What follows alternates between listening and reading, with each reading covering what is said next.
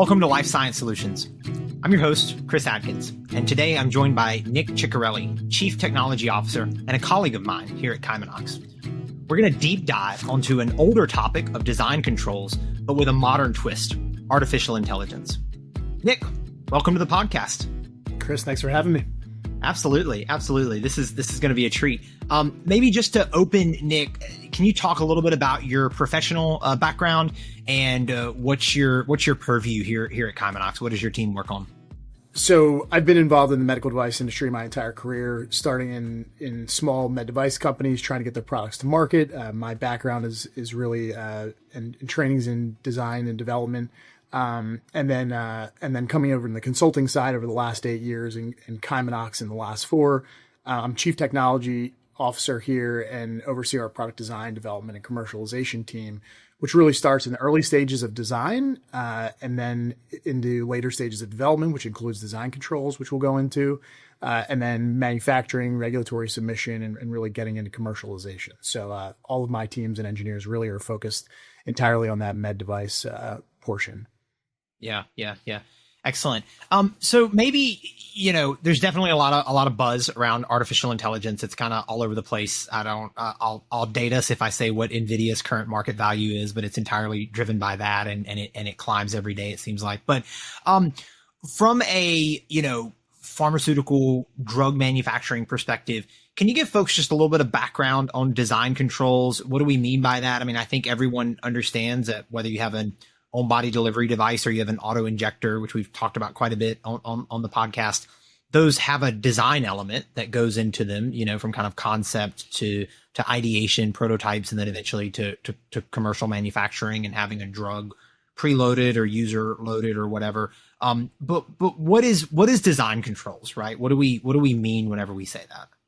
So it's become a much larger topic than simply what's just in the Code of Federal Regulations. But 21 CFR 2030 kind of lays out what design controls is in a pretty lean way. So it's much larger than when you just Google it. But really what design controls means is that we follow a very prescribed process later in the development cycle. So this is not R&D, right? This is not feasibility or characterization, but later in the development process when we really have started to lock down our design and really document what we're doing, there is a prescribed process of how we do that. So we go through our planning phases, we go through our inputs and our outputs and design verification and validation. And each one of those things means something specific, but this is for medical devices, right? And so medical devices can be pure, surgical instruments or orthopedic products.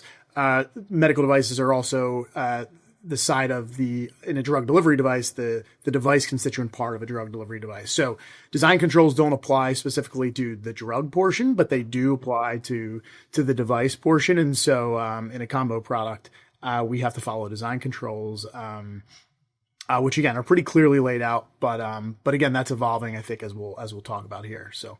Yeah, definitely, fully evolving. I can remember, walking the halls of a manufacturing facility in 2013 and hearing kind of a buzz from some folks in quality that they had just learned that our pre-filled syringe product was classified as a combo product. And we were all very taken back. We were using a presentation that is beyond ubiquitous in the industry. And it required some some diligence, some mostly box checking, but definitely some activities to get into that. And so that was right around, 21 CFR Part 4 and it kind of rising, to use in the industry. So, maybe as we move from that, kind of, why have we now landed where artificial intelligence is such a big talking point in this space? From your perspective, what's changed? Is it the availability of technology? Is it an openness from a regulatory perspective? Because we hear the agency, at least here in the US, talking about using AI in all kinds of ways, right? Including full submission reviews. Is it a mindset to be willing to trust some of these programs? Is it just hype? Or what's your perspective on that? I think it's a lot of what you just mentioned. I mean, I think the tools are there, right? So late 2022, many of the tools that we're using now became mainstream. And so a lot of us went out and made workout plans and new recipe plans and vacation itineraries and all those good things. And we've gotten more sophisticated, and now maybe we're picking stocks with it and everything. But I think, we're 3 years in, and I think particularly in a highly regulated environment like med device and drug development, I mean, I think, it makes sense that it's taken some time to get here, right? Because I think we're all wary of the highly regulated environment that we live in, and work in. But now that we've kind of used it for some of those more mundane or personal tasks, and even, writing emails or checking whatever it may be. I mean, I think we've gotten comfortable with the tools, and we all want to be more productive in our professional lives. And so we're saying, well, how can we apply it? And FDA came out and said we FDA are using ELSA now to make internal activities at the FDA more efficient. So it's happening in real time. And I think now, we definitely have to look at in terms of product development, what are all of the ways that we can use it? And I think this is also, I mean, sure, there are step changes in the fact that AI is now ubiquitously available, but the reality is that data analysis has been around for a long, long time, right? So the concept of data analysis is certainly not new. Of course, there are new software packages every year that come out for data analysis, and now AI is maybe supercharging that in a way too. Yeah. So I think the reality is we're now having access to new tools, right? And so we want to apply them. Yeah, it's also interesting because it seems like kind of across the board, AI is a tool that is enabling you to access other tools much easier.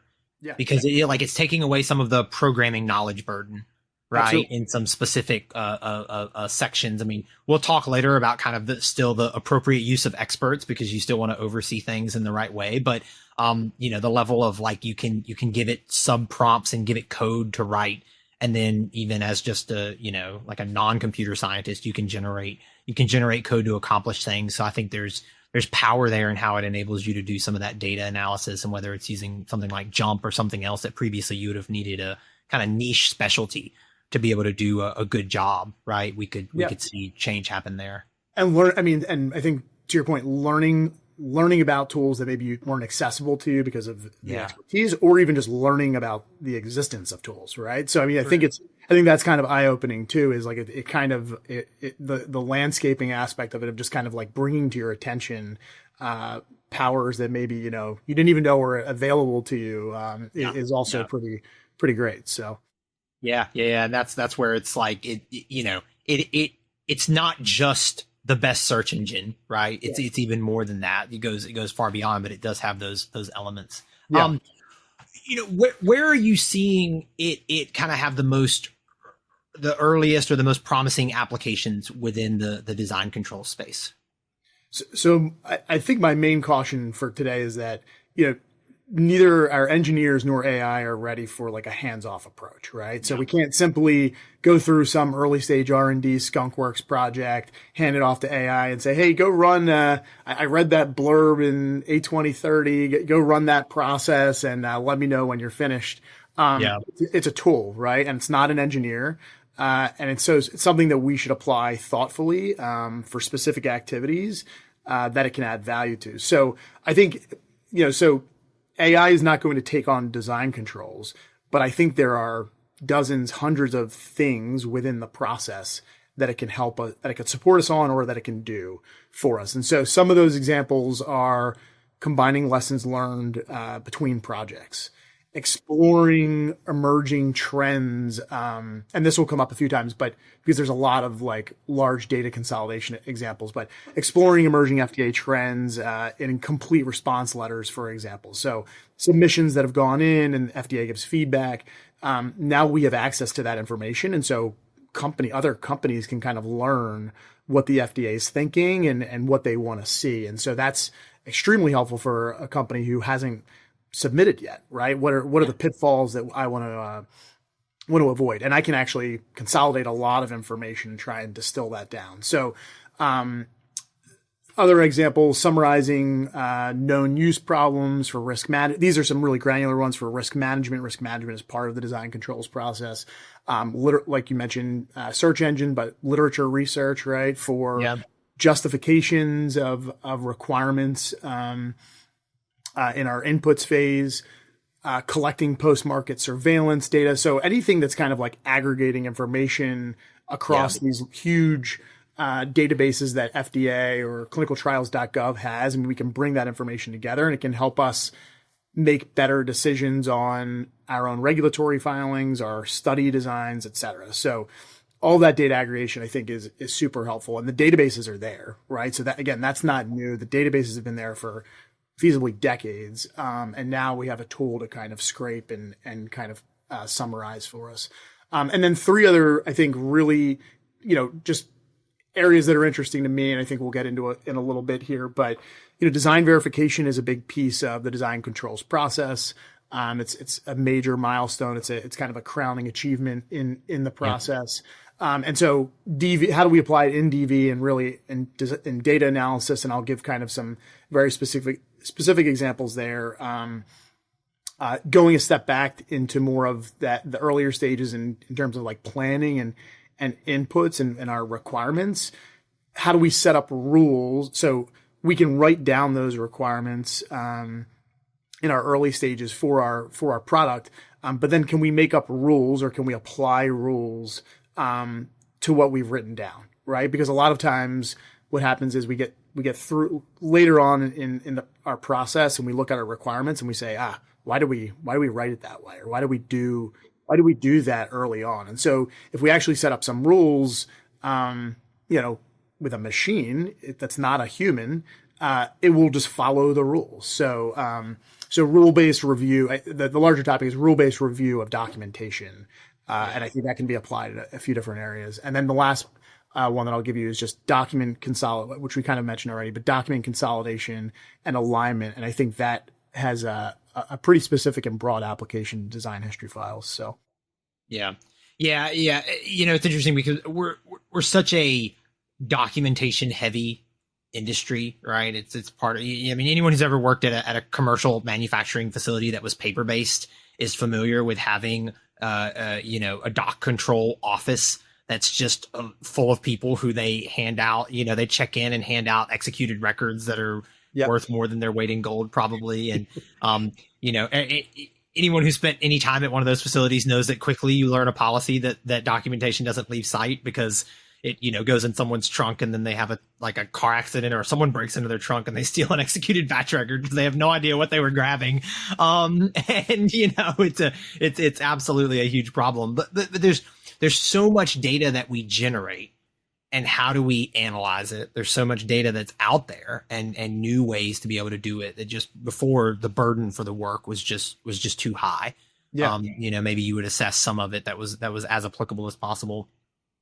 How do you balance? I think everyone who's worked with AI, I think probably to the point that you're at least like dipping a whole foot in it, that you're aware that every now and then it will kind of materialize what it seems like you want to hear. And, because it seems like I think back to nerd out for a second. I think about, Asimov's rules for how robots are supposed to interact with people, right? From the Foundation trilogy, maybe, but it's almost like its prime directive is make you happy, and then its secondary directive is tell you the truth, right? And obviously in our industry that doesn't fly. There are lots of deviations that could have made someone happy if I could have just lied, but that's not how it works. So how does the team balance that, right? And like, again, we all know it. I haven't seen indication that we're going to flip a switch in the algorithms. I don't know enough about algorithm development to know why they're doing that, but they're clearly doing it. So how do you leverage the tool, but when you have to keep it on kind of a leash from a trust management perspective? Well, I think you're hitting on something spot on that's core to the tool, which is the tool is built to give an answer, right? Have you ever been in an AI tool and it said, I don't know, right? And actually, if you've ever been in a medical device company, one of the strongest and best responses in audit is, I don't have the answer, right? Or I don't know. So AI is not written that way. AI is, you're right. It's there to give you an answer. It's meant to, appease you. And so, which is dangerous. Yeah. And so anyway, I think the point though is that basically boiling it down to tasks that it can't, appease you in the wrong way. Right. So how do we get AI to only focus on something that is, verifiable, right? Or something that is, that we can trust because there's not some murkiness to it. So, and I think with this, the very quick example is if I have a statistics problem and I give it to, AI and I ask it to, run that analysis, I can, if I want to go through the calculations, I could verify it and I could understand what the output is. If I go into something that's murkier, right, where, and again, in our personal lives, if I ask AI to write an email or write a meal plan or something, like, I don't care necessarily maybe how accurate that is or whatever. Yeah. But if I am in design controls, right, or if I'm having it author some kind of document, then if I'm giving AI the freedom of authorship, then all of a sudden, yeah, it is actually, potentially dangerous in the sense that if I'm not editing it or reviewing it or have oversight over it, then it's going to answer, but it might answer incorrectly, or it might not have accurate information or verifiable information, particularly if the human's not, being really, detail oriented with it. So I think that's the risk is, how ambiguous is the output? And how ambiguous are we allowing the output to be? Yeah. Yeah. That's a really good point around, it's this whole idea of prompt engineers, right? That you're learning this cadence of how to ask it and what to ask it to set it up for success, because when we talk about having it make a large swath of data, I think back to the manufacturing days when QA would tell me, well, after they reviewed, whatever type of document it is for someone the fourth time, at some point, assuming the reviews have gone well, they start actually spot checking some of your data references, and they don't 100% check them until they find a spot check that was wrong, right? Sure. And now they don't trust you at all. But AI will be, okay, right, and then just like egregiously, horribly wrong. Yeah. And that's the reality. So I think the takeaway here, a whole lot of people are going to have tuned into this to hope that we're going to tell them that we can now AI their entire design history file and put a bow on it. And this is all of a sudden going to get very, very easy. And unfortunately, that is not true. Yeah, unfortunately not. But I think there's a lot of tasks that are going to get a lot easier, right? And so I think ultimately the speed of the process could get a lot faster if we are individual tasks, individual operations. We use AI. I think the whole could obviously be condensed down a lot. But yeah, I mean, it's to your point, it's knowing how to ask the right questions, prompting it appropriately, understanding what our results are. If we're putting blind faith into it, and I think that's what I think a major risk of all this is that if you're using it in a way that you don't really understand, or you're prompting it inappropriately, the reality is it's going to generate a ton of information because you asked it to. And ultimately that actually just might set you back even more, right? It might take longer to sift through all the crud because you don't know what you're looking for. You don't really understand the process that well. Or, maybe you submit some bad information to an agency and because again, you didn't really know what good looked like. Yeah. And then it's setting you back even further. So I think that's a big risk here is that it will certainly generate the information. Yeah. Then it's up to you to see if the information is correct. And again, I think ideally that really speeds things up. But, with the inexperienced, with the inexperienced eye, it could actually really bog things down. So. Yeah. And when you get into the agency interaction, I've advised many folks to remember, and maybe even if they're using an AI tool for the first pass, but when you submit to the FDA, it's not this amorphic blob, like you're submitting to people, right? And they're going to remember you. And so if you submit a bunch of garbage and they just reject it, carte blanche, when you go to submit again, you're going to get the fine tooth comb's going to come out, right? Because the last thing you submitted was absolutely atrocious, Right. So, and there's no excuse that, that was AI's fault, right? No, you put your name on it. Like that's the wrong answer in this industry. Exactly. So, maybe to lean in on kind of one specific example, because people do talk about design verification, pretty frequently, right? Enough that people ask me do you guys support Deaver? And then, anything that gets shortcutted means that people are saying it a lot. How are you specifically seeing AI help there? And maybe before we answer that, give a little bit more context. Again, I'm thinking for my drug friends who have hung on this long, like, what exactly is design verification? Maybe in the nickel version, as far as part of the design control process, and then how are you seeing AI be able to expedite it?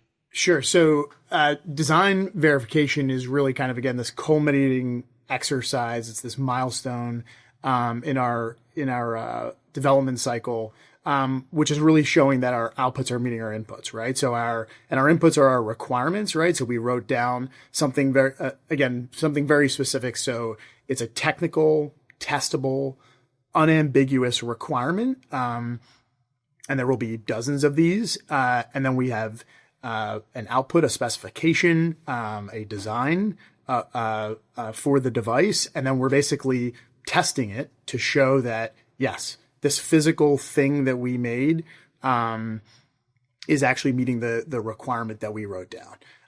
And this comes in a lot of different forms, right? So in drug delivery devices, a very basic one is specifically in a primary container, we have break loose glide force or extrusion force, right? So what is the force that it takes to kind of push the plunger within the primary container? And so we would write down a number, right, in our requirement, a do not exceed or a maximum, and then we would actually we would test that in design verification.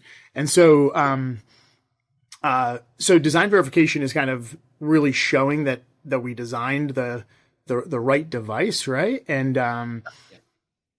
for all the drug folks who are still listening, and someone's going to yell at me because this analogy is going to fall apart, but it's the drug version of or the device version of your drug PPQ, right? It's your process performance qualification. It's I have my process requirements for each step. What drives to a critical quality attribute for my drug constituent, right? You do it one time, and then as long as you keep your process in those kind of design space that you tested against, then you're good. So anyways, now in terms of AI and Deaver. No, I think that's a good clarification, Chris, because on the output side, right? So our specifications then are, what are we making, right? So from individual components, injection molded parts or whatever it may be, we have tolerances. We show, through metrology that each component, falls within this kind of spec. And since we've tested it through design verification, we can continue manufacturing knowing that we're kind of staying within this operating window, which is good. So I mean, I think, again, there's going to be dozens of different applications, I think, of AI in design verification. Something as basic, design verification, again, there's dozens of requirements that have to be tested against. So then what does the actual test plan look like, right? And so I think even setting up the test plan, which comes in a few different varieties, but things like going back to the ISOs, and this is actually even tracing back to the requirements, but what standards apply to our device, right? Mm-hmm. And so are there ISO standards or ASTM standards of some sort that apply to this type of device class, and that would be expected by regulators? So again, in the requirements phase, we can kind of write those things down, but then again, how do we actually test it, right? So we wrote it down. Then what does the test look like? And so again, there in certain standards, there's expectations for how the test is run. For more bespoke requirements, maybe the test is brand new. But we have this kind of test planning stage, which again, AI could actually help in scraping those standards, understanding what the requirements are, and then understanding what maybe some of the boilerplate test setups look like. So that's probably a little bit more, I would say, amorphous, just because there's probably some strategy involved, but I think it kind of can help engineers there. Something that's probably more concrete is sample size determination. So based on really the risk that we're kind of relating to these requirements, we have a risk level, and we say, okay, we have a certain statistical confidence and reliability in the testing process. When we have an assigned risk level in in terms of our risk management process, we then have an assumed confidence or reliability from a statistical perspective in terms of how we're going to test. And so sample size determination is a very straightforward kind of exercise and kind of looking at statistical tables, and again, these kind of risk levels and basically setting up this matrix of, okay, if I want to hit some 99% confidence and 99% reliability, I need to test X number of units. And that's a very kind of straightforward number. There's not really a lot of guesswork there. So now you have to set up the rules, right? You have to kind of tell AI what you're looking for. But AI could cross-reference a table, a standard, whatever it may be.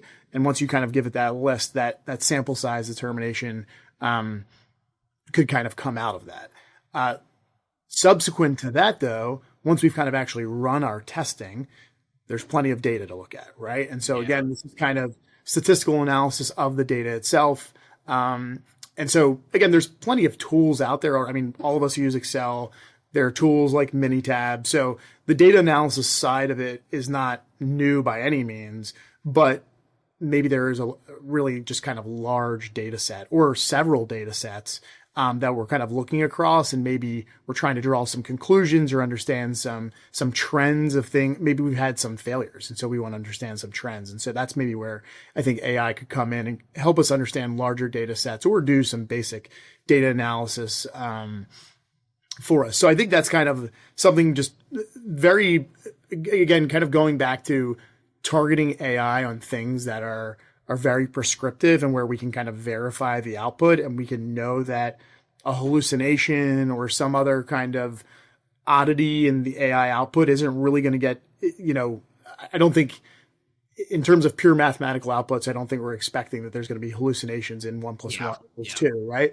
Or we can at least verify that very quickly. So that to me, I think is a very straightforward way to kind of apply it. And again, depending on the size of data sets and how much testing is done, this could actually really speed things up for us. So, yeah. So it sounds like that would be your advice for a kind of first foray if someone's gonna take into using AI in this space is to be intentional and targeted with what you're asking it to do and give it the right level of technical oversight so that you're gonna be able to assess what it is that it's outputting. But again, ask it the right types of questions and prompts so that you're not kind of, I think about it as if you paint it into a corner, it will find a way out. You probably it'll find an answer. Exactly. Yeah. I mean, I think to kind of just give like the human analogy real quick. I mean, we would probably sooner give it the tasks of a data analyst than a vice president of strategy, right? Because vice president of strategy is kind of dealing with a lot of weird, kind of non-tangible questions or kind of pathways versus data analyst is, okay, apply these statistical tools against this data set and give me the output. So, I mean, I think that's where, yes, it can be very controlled. And again, you kind of know maybe where the issues are versus if you put it in kind of one of these areas that are the bounds are far broader.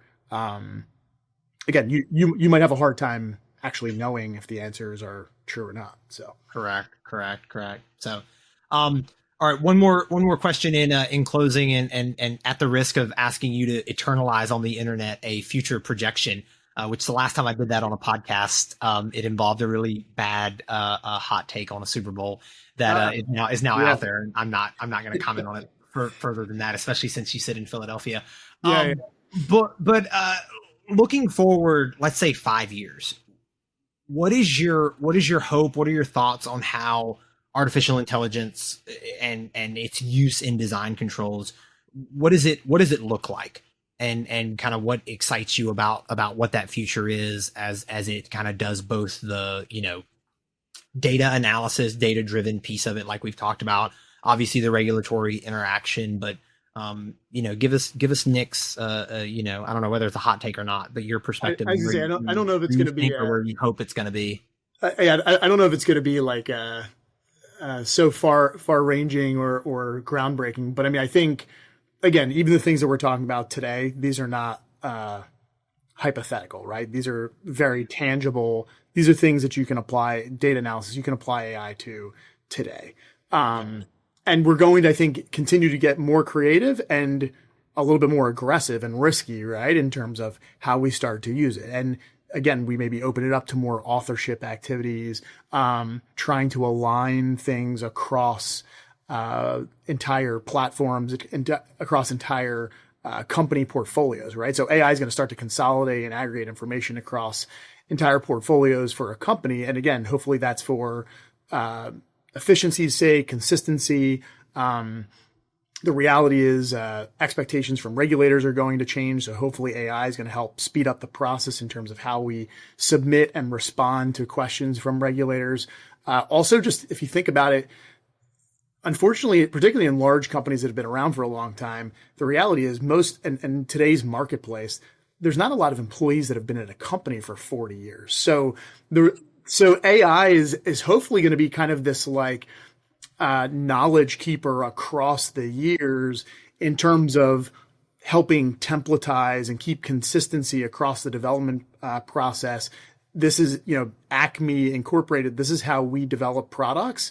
And so new employees or acquisitions to a company can kind of come in and follow this AI driven process. Again, so it's streamlined, so it's consistent, et cetera. So I think those are all really good things. And then on the very tactical, specific tasks, like we already talked about, I think there's going to be dozens and hundreds of other things that we say, hey, we're going to apply AI tools or specific bots against this problem or this task, which ultimately my hope is that will just further shrink the development cycle. But that's I think, again, nothing groundbreaking, but I think that to me is what the greatest promise is and the most exciting thing is.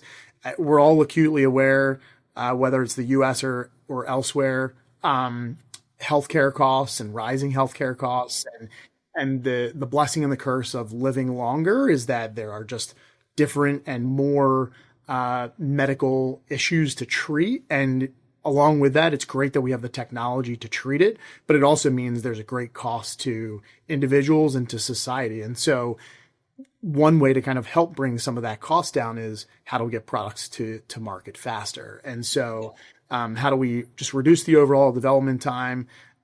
Companies and investors invest great sums of money just to get to that kind of initial hurdle of getting onto the market.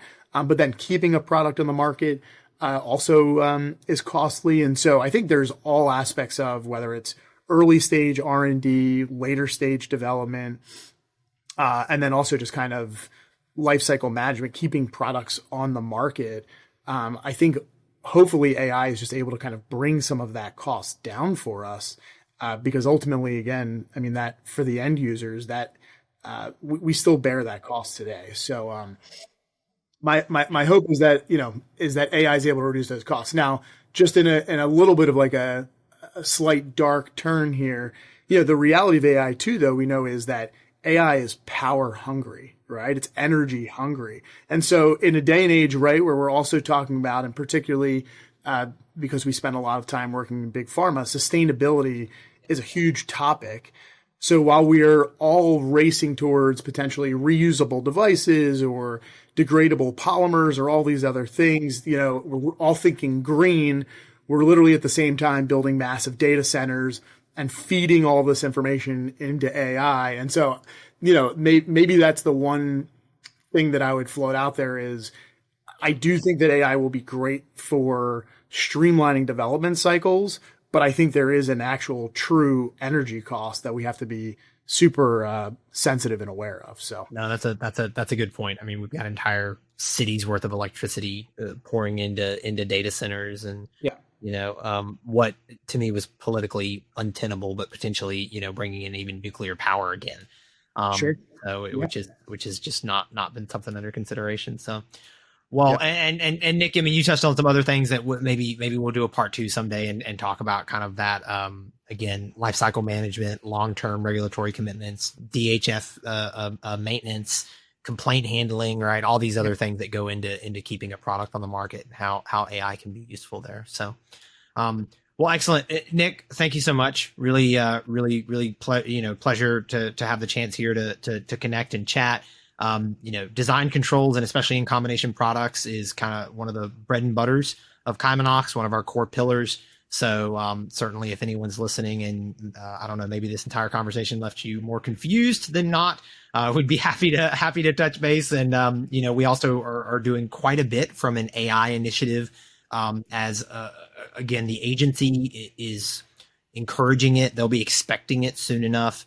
And clients certainly are as well. And we're really cognizant of that. So it's exciting times, right, to embrace the new technology and happy to chat about how we're doing that. But until next time, we appreciate everyone listening. And Nick, thanks again. Really good to have you. Thanks, Chris. Thanks for tuning in to Life Science Solutions, presented by Kymanox and produced by WalkWest. For more insights like this, subscribe and follow Life Science Solutions wherever you get your podcast. We'll see you next time as we continue exploring what it takes to bring life science innovation to life, because patients deserve better.